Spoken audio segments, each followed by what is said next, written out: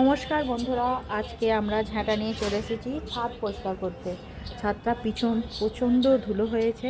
শীতকালে ছাদেই আমাদের ঘর বাড়ি খাওয়া দাওয়া, ওই জন্য ছাদকে আজকে পরিচর্যা করতে এসেছি। চলো।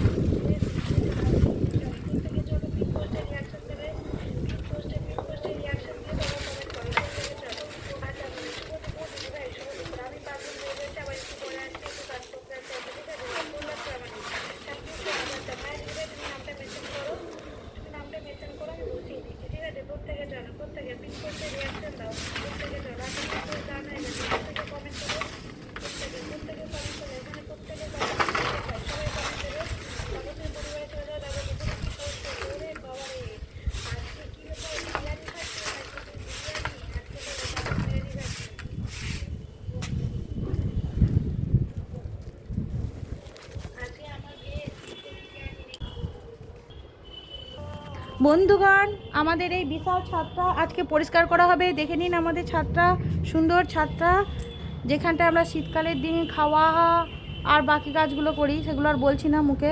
সেই কাজগুলো করার জন্য ছাদটা পরিষ্কার হচ্ছে।